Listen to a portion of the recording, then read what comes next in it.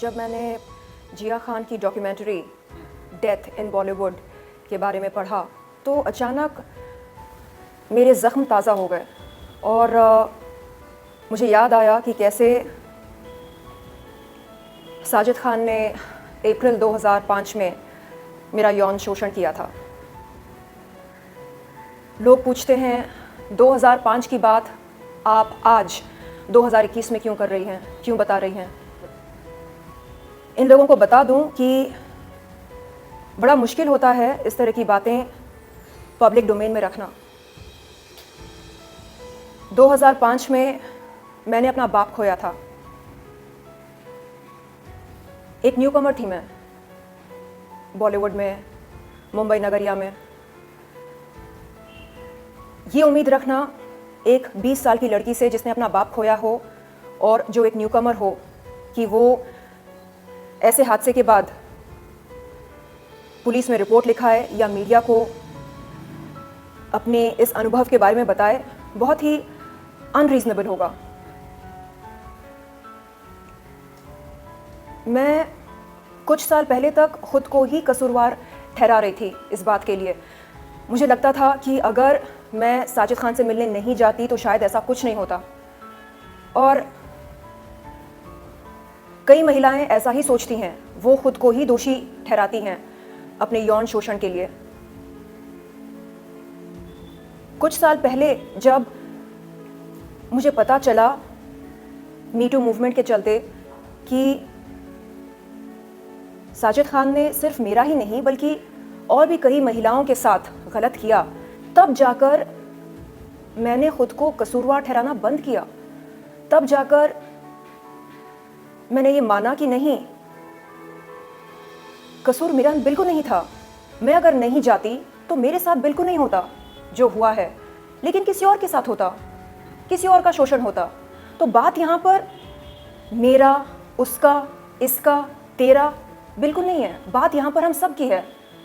तो आज मैं आपके सामने बैठी हूँ इसलिए नहीं क्योंकि मुझे साजिद खान को सबक सिखाना है, नहीं, इसलिए क्योंकि मैं सोशल अवेयरनेस क्रिएट करना चाह रही हूँ। मैं चाहती हूँ कि आगे चलकर किसी भी महिला का शोषण ना हो बॉलीवुड में, किसी भी महिला का फ़ायदा ना उठाया जाए, ख़ास तौर पर उन महिलाओं का जो छोटे शहरों से आती हैं बड़े सपने लेकर। ये मेरा उद्देश्य है। 2005 मेरे लिए एक बहुत ही दर्दनाक साल रहा। मैं शायद 20 साल की थी और अचानक मेरे पापा गुजर गए। आंध्र प्रदेश के सुनामी विक्टिम्स का इलाज करते करते मैं अपने पापा की चहेती हुआ करती थी। उन्हीं दिनों साजिद खान का कॉल आया था। उन्होंने कहा कि आपसे मिलना है, एक फ़िल्म करनी है आपके साथ। मैं बहुत खुश हुई ये सोचकर कि उनके साथ काम करने का मुझे अवसर मिलने वाला है, और उनके पास गई। लेकिन कभी दिल में ये डाउट नहीं आया था कि शायद मेरा शोषण होगा। नहीं, अगर ऐसा डाउट आया होता तो शायद मैं बिल्कुल नहीं जाती। और उनसे मैंने बताया भी था उनसे मिलते ही कि ऐसा ऐसा है।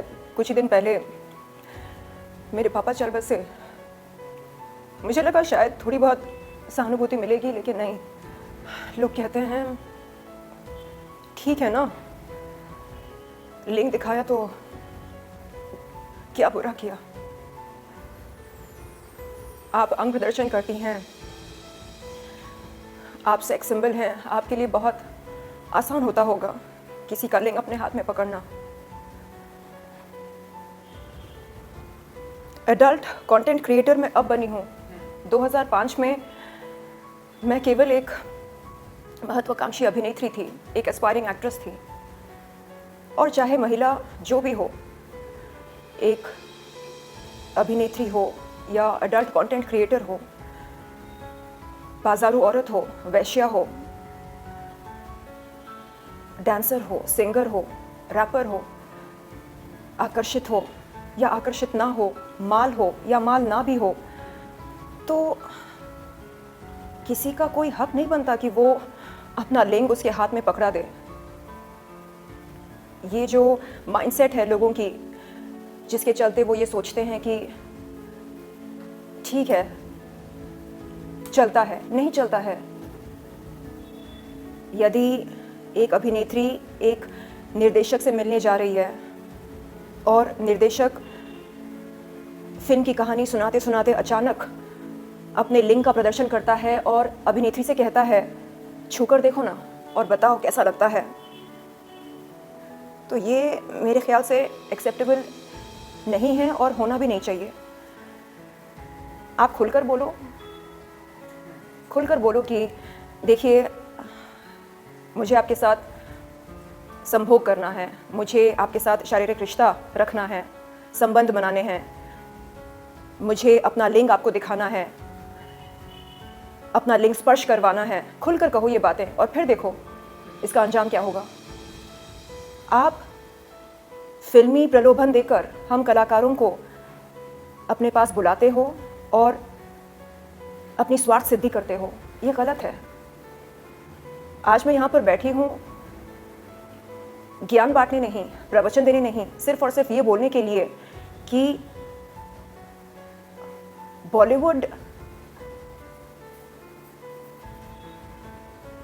बॉलीवुड के तौर तरीके ये अगर मुझे बहुत पहले समझ में आ चुके होते तो शायद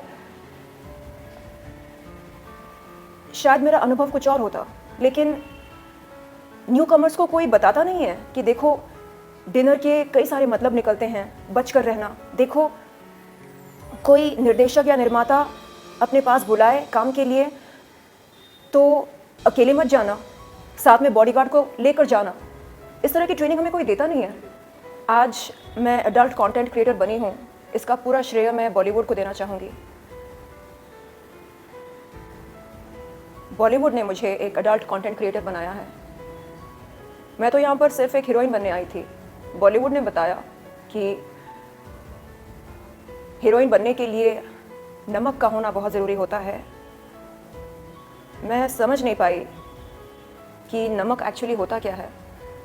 नमक का सेवन तो हम सब करते हैं, तो फिर ये किस नमक की बात करते हैं।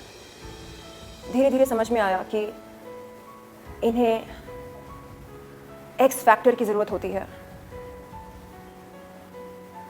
मुझे याद है जब मैं बॉलीवुड के लीडिंग यानी मशहूर निर्देशक निर्माताओं के पास काम मांगने जाती तो वो कहते आप में वो बात नहीं है। और मैं उनसे पूछती सर कौन सी बात नहीं है, बताइए ना। नहीं, वो बात नहीं है जो सनी लियोन में है। अच्छा, ऐसी कौन सी बात है जो उनमें है और हमें नहीं है? नहीं, वो एक मशहूर पॉर्न स्टार हैं। आप कौन हो?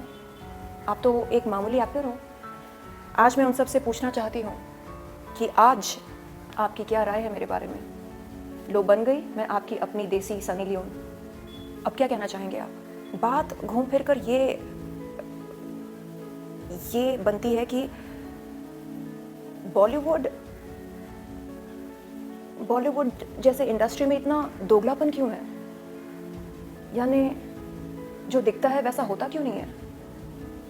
इनका फंडा ये है, बद रहो लेकिन बदनाम मत रहो। खुले में डिप्रेशन के नारे लगाओ। बंद कमरे में अगर माल का सेवन करना हो करो, बेशक करो।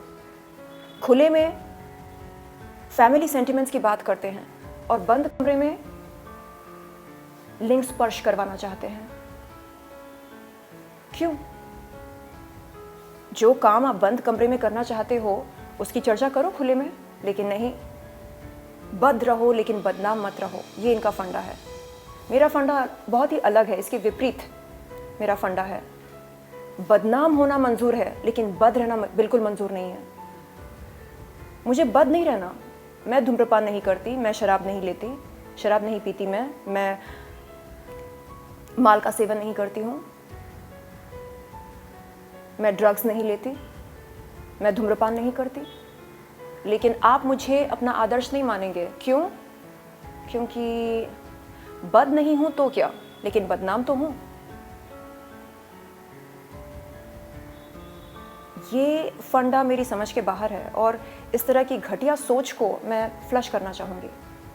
मेरा ये मानना है कि जब माइंडसेट चेंज होता है तब हृदय परिवर्तन होता है, तब पर्सनालिटी में निखार आती है, बदलाव आता है। मैं चाहती हूँ कि बॉलीवुड का जो कलेक्टिव माइंडसेट है उसमें बदलाव आए। ये जो सेंस ऑफ एंटाइटलमेंट बॉलीवुड में एग्जिस्ट करता है ये ख़त्म हो जाए। इन्हें लगता है कि हम इनके बाप की जागीर हैं। जब मन चाहा अपना लिंग दिखाते हैं, जब मन चाहा अपना लिंग पकड़ाते हैं, जब मन चाहा डिनर के लिए बुलाते हैं। तो ये जो माइंडसेट है इनका, इसे बदलना होगा। और बदलाव कब आता है? जब हम हम बात करते हैं, हम चर्चा करते हैं उस विषय पर, तब अवेयरनेस क्रिएट होती है और तब बदलाव आता है। तो आज उसी उद्देश्य के साथ मैं यहाँ पर बैठी हूँ। मेरा उद्देश्य ये नहीं है कि उसे जेल हो जाए। चलो ठीक है, जेल जाकर बाहर निकल कर आएगा वो, कभी ना कभी तो उसकी सज़ा ख़त्म होगी, वो बाहर आएगा जेल से। उसके बाद क्या? साजिद खान जैसे कई लोग हैं इस समाज में। समाज का हृदय परिवर्तन हो। आप बोलते हैं अरे ये देखो, जो लड़की खुद अंग प्रदर्शन करती है वो बात कर रही है समाज में बदलाव लाने के लिए। हाँ, अंग प्रदर्शन करती हूँ मैं। कहाँ करती हूँ? अंतर्राष्ट्रीय अडल्ट वेबसाइट पर करती हूँ। अगर आपको पसंद है आप आएँ, सब्सक्रिप्शन लें और अडल्ट कंटेंट देखें मेरा। किसी के जज्बातों के साथ खिलवाड़ नहीं करती हूँ। इलीगल पदार्थों का सेवन नहीं करती हूँ।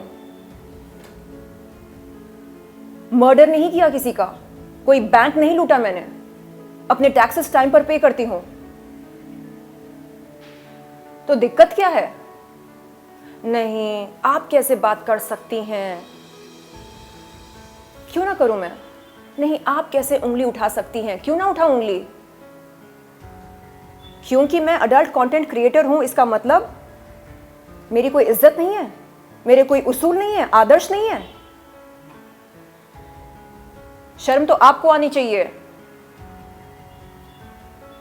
क्योंकि डबल स्टैंडर्ड्स आपके हैं, मेरे नहीं है। दोगलापन आप में है, मुझ में नहीं है। मैं खुली किताब हूं। क्या आप बन सकते हैं खुली किताब? नहीं, आप नहीं बन सकते, क्योंकि आपको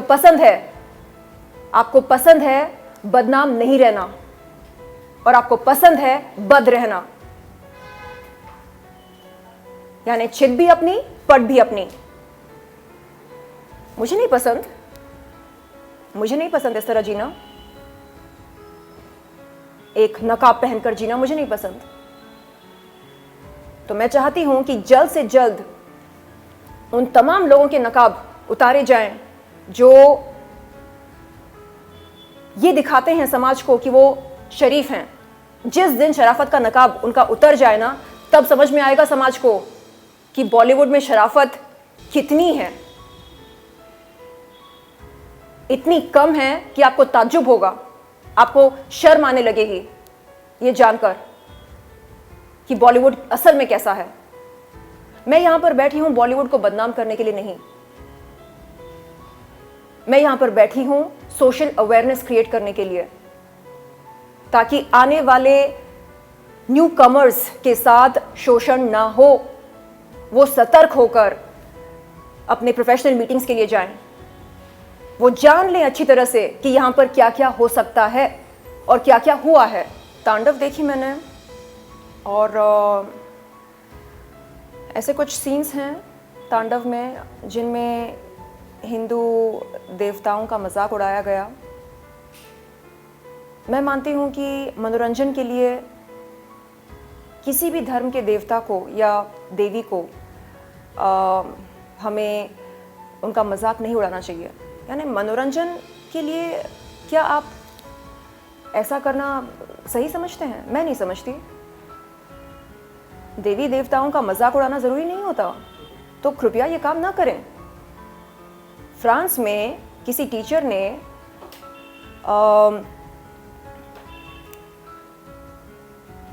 मुसलमानों के प्रॉफिट को उन मुसलमानों के प्रॉफिट का एक कैरिकेचर बनाकर प्रेजेंटेशन दी अपने क्लास में, तो उसका गला काट दिया गया था। आप समझ सकते हैं कि टॉलरेंस नाम की चीज़ ही नहीं है वहाँ पर। लेकिन हमारे देश में देवी देवताओं का अपमान होता है और हम चुपचाप सहते हैं। क्यों? क्योंकि हमें सिखाया जाता है कि हम सहन शक्ति जो है, अपनी सहन शक्ति को बढ़ाएं और हम जिएं और जीने दें, हमें ये सीख दी जाती है। तो क्या हमारी अच्छाई का फ़ायदा उठाया जा रहा है? बेशक उठाया जा रहा है। और अब समय आ गया है कि हम बताएं इन लोगों को कि देखिए, अब आप हमारी अच्छाई का फ़ायदा नहीं उठा सकते। अगर आप वार करेंगे तो हमें पलटवार करना पड़ेगा। आप हमारे सेंटिमेंट्स के साथ इस तरह खिलवाड़ नहीं कर सकते। आज America, the United states of America इतिहास रचाने वाला है और मैं बहुत खुश हूँ। सारे अमेरिकन्स के लिए मैं ढेर सारी शुभकामनाएं देती हूँ, जो बाइडेन जी को, कमाला हैरिस जी को। जहाँ लीडरशिप की बात होती है वहाँ पर हम सब ये मानते हैं कि एक अच्छा नेता वही कहलाता है जो समझदार हो, जो स्थिर हो, जो सुलझा हुआ हो, ना कि जो महामूर्ख हो। तो ये बड़े गर्व और बड़ी खुशी की बात है आज अमेरिका के लिए, जो उन्हें एक सक्षम, स्थिर और समझदार, सुलझा हुआ इंसान मिला है एक नेता के रूप में, प्रेसिडेंट के रूप में।